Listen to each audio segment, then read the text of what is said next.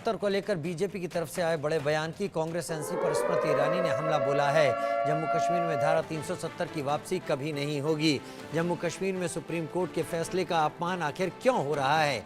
370 हटने से आतंकवादी घटनाओं में कमी आई है। कांग्रेस और नेशनल कॉन्फ्रेंस का चेहरा सामने आ गया है। 370 हटने से दलित ओबीसी को यहां पर हक मिला है। दरअसल नेशनल कॉन्फ्रेंस और कांग्रेस ने मिलकर 370 और 35A की वापसी को लेकर जम्मू कश्मीर की जनता से वोट मांगे थे और इस लिहाज से जम्मू कश्मीर नेशनल कॉन्फ्रेंस ने बड़ी तादाद में सीटें हासिल कर अपनी सरकार बना ली थी।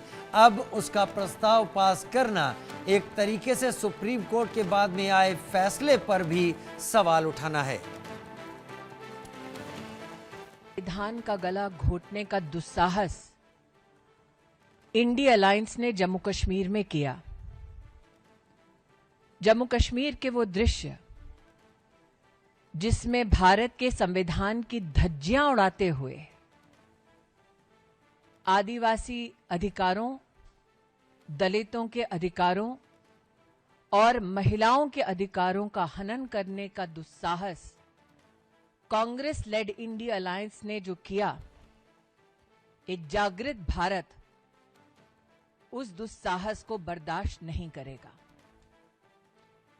जिस रेजोल्यूशन को इंडिया अलायंस ने कल पारित किया, उसके अंतर्गत वो जम्मू कश्मीर में भारत के संविधान के खिलाफ एक नई जंग लड़ते हुए दिखाई देते हैं। उधर जम्मू कश्मीर विधानसभा में एक भारी हंगामा हुआ है। 370 की वापसी के प्रस्ताव पर जोरदार हंगामा हुआ। पक्ष और विपक्ष के विधायकों में तीखी बहस हुई है। 370 के मुद्दे पर ऐसा भी पता चला कि विधायकों में हाथापाई हुई है और ये एक दूसरे को धक्का देने की तस्वीरें आप देख रहे हैं। इंजीनियर राशिद, जो कि अलगाववाद के मुद्दे पर जेल में भी रहा, उसके भाई ने एक ऐसा, जो कि विधायक चुनकर आए हैं, एक ऐसा पोस्टर लहराया जिसमें 370 की वापसी की बात कही गई थी। लेकिन बड़ी बात यहाँ पर यह है कि इस बात को उमर अब्दुल्ला भी अच्छी तरीके से समझते हैं, इस बात को कांग्रेस भी अच्छी तरीके से समझती है। 4 तस्वीरें पहले देखिए, फिर मैं अपनी बात आगे रखूंगा। विधानसभा में हंगामा, पक्ष के विधायकों में हाथापाई, मार्शलों ने विधायकों को काबू किया। खुर्शीद अहमद के पोस्टर पर बवाल। दरअसल 370 और 35A का मसला केंद्र के पाले में है, उस पर राज्य, वो भी केंद्र शासित प्रदेश की सरकार, अभी जम्मू कश्मीर यूनियन टेरिटरी ही है, वहां की सरकार ऐसा कदम उठाने की कैसे सोच सकती है? सुप्रीम कोर्ट भी इस पर अपना रुख साफ कर चुका है। ये सिर्फ और सिर्फ लोगों के वोट हासिल करने की एक कवायद थी सरकार की सत्ता में आने की, जम्मू कश्मीर और कांग्रेस की, लेकिन उसके बाद सदन में इस तरीके की तस्वीरें आना शर्मनाक है।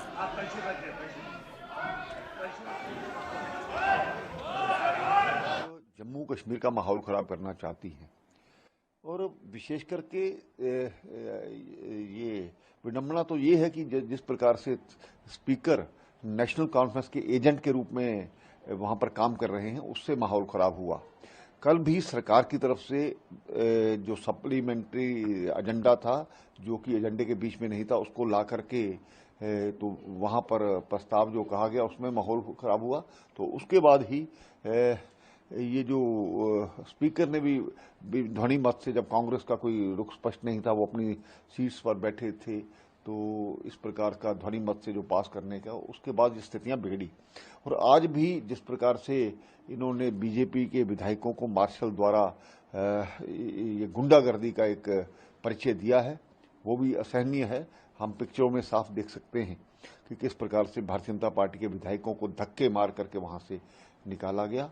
तो सरकार ही चाहती है कि वहां पर माहौल बिगड़े। कांग्रेस पार्टी और नेशनल कॉन्फ्रेंस की सरकार ने जम्मू कश्मीर के अंदर पाकिस्तान के एजेंडे को, आतंकवादियों और अलगाववादियों के एजेंडे को दोबारा जिंदा करने की कोशिश और साजिश की है। जम्मू कश्मीर की विधानसभा का धारा 370 से कोई लेना देना नहीं है। जिस प्रकार चोरी छिपे धारा 370 के प्रस्ताव को जम्मू कश्मीर की नेशनल कॉन्फ्रेंस और कांग्रेस की सरकार ने विधानसभा के अंदर लाया है वो गैर कानूनी है, असंवैधानिक है और ये देश के साथ गद्दारी की गई है। कांग्रेस पार्टी और नेशनल कॉन्फ्रेंस की सरकार ने जम्मू कश्मीर के अंदर देशद्रोही एजेंडे को आगे बढ़ाने की साजिश की है।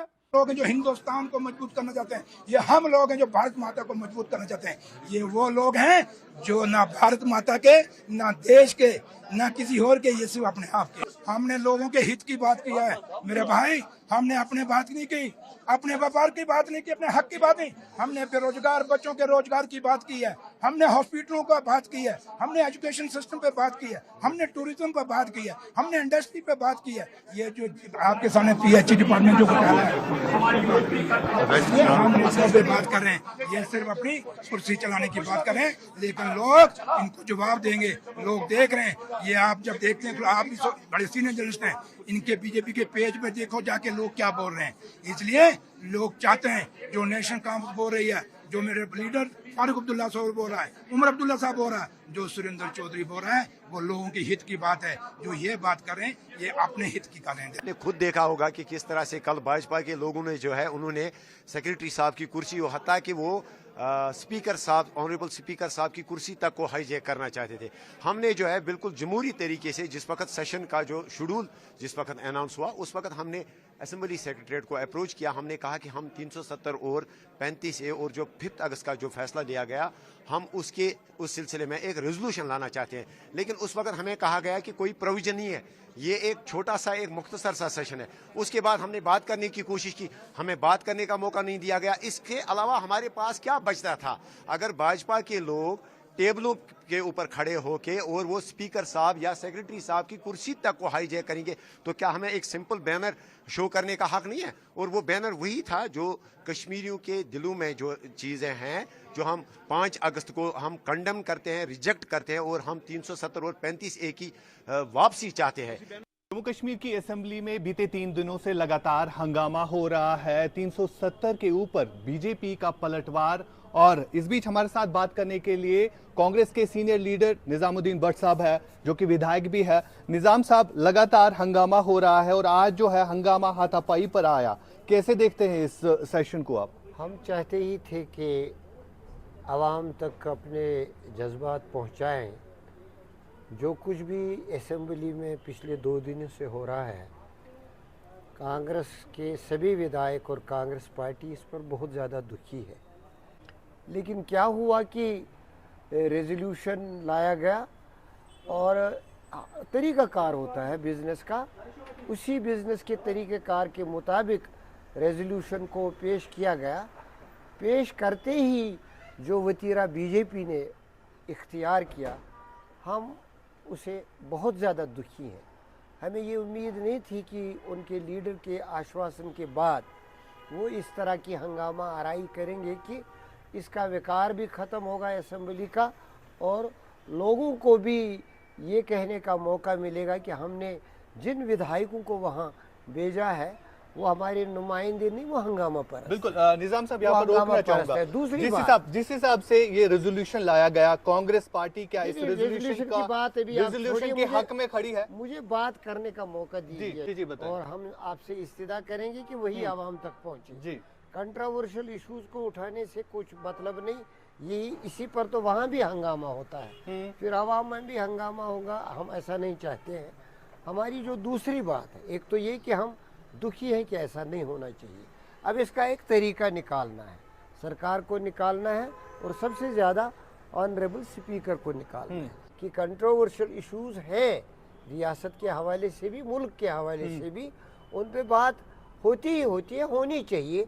बात करने का सबों को हक है, लेकिन किस ढंग से होनी चाहिए वो उसके लिए हम सुझाव दे रहे हैं कि मीटिंग तलब हो सभी पार्टियों की और एक कोड ऑफ कंडक्ट मुकर्रर हो जिस पे कंसेंस हो और उसी हवाले से बाकी मानदा सेशन चले या आइंदा जब भी सेशन बुलाया जाएगा वो उसी हवाले से चले। पीडीपी के एमएलए और सजाद लोन कहते हैं कि जो रेजोल्यूशन नेशनल कॉन्फ्रेंस ने लाया उसमें 370 का कहीं पे जिक्र नहीं है। हर पार्टी, क्या कांग्रेस हर इसी पार्टी- रेजोल्यूशन के साथ है? देखिए, हर पार्टी को अपना अपना, मैंने जैसे कहा कि कोई भी चीज उठाई जा सकती है। बिजनेस रूल्स में दिखाया गया है कि अगर कोई चीज अगेंस्ट कॉन्स्टिट्यूशन है उस पर डिस्कशन नहीं होता है या उसको हाउस में नहीं लाया जाता है। बिजनेस रूल्स में तरीका है कौन सी बात किस तरह कही जाए, किस तरह लाई जाए, रेजोल्यूशन कहाँ कैसे लाते हैं, क्वेश्चन कहाँ से उठाया जाता है, सप्लीमेंट्री कैसे उठे, जब स्पीकर आए तो हमारा बिहेवियर होना चाहिए क्या, जब स्पीकर डायरेक्शन दे दे तो उस पर क्या करना चाहिए, जब स्पीकर खड़ा हो तो मेंबरों को क्या करना चाहिए, वो सब कुछ भी नहीं हो रहा है। तो आप बहस चाहते हो इस पे आवाम को गुमराह करने की कोशिश नहीं होनी चाहिए। आवाम के मसाइल हैं, वो एजेंडा हर एक पार्टी का क्लियर है, लोगों के सामने उन्होंने बड़े बड़े वादे किए हैं, उन वादों को वो अगर असेंबली में लाएं, एक तरीकाकार से लाएं, उस पर बहस हो, उसी के लिए एक ऑल पार्टी मीटिंग हो। अब जो इल्जाम लगाए जा रहे हैं कि ये एक मिलीजुली भगत थी नेशनल कॉन्फ्रेंस और बीजेपी की, जिसकी वजह से ये हंगामा हुआ, कैसे देखती है कांग्रेस इस सब? हमें नहीं मालूम, हम पर्दे के पीछे कुछ भी नहीं देखते। 370 पर कांग्रेस का क्या स्टैंड है? कांग्रेस का रेजोल्यूशन पढ़ो जो उन्होंने एब्रोगेशन के बाद पब्लिक डोमेन में लाया है। हमारी वही पॉलिसी है, वही नीति है। कल पार्टी के नेशनल जनरल सेक्रेटरी ने भी वही बात कही, कल प्रेसिडेंट ने, जो जिसका इख्तियार यहाँ है पॉलिटिकल इश्यूज पे बात करने का, उन्होंने भी स्पष्ट तरीके से अपना बयान जारी किया। बार बार ये बातें क्यों आती हैं? आखिरी सवाल निजाम साहब, कांग्रेस क्या नेशनल कॉन्फ्रेंस के रेजोल्यूशन के साथ है या सजाद लोन पीडीपी इस रेजोल्यूशन के साथ है? वो रेजोल्यूशन पास हुआ है, उसमें साथ या ना साथ होने की क्या बात। ये रेजोल्यूशन असेंबली में आया ही नहीं, कागज खड़ा करने से थोड़ा ही होता है। जब रेजोल्यूशन आएगा we will make our stand known. बहुत बहुत शुक्रिया बात करने के लिए। बात कर रहे थे निजामुद्दीन भट्ट साहब, जो कि कांग्रेस के सीनियर लीडर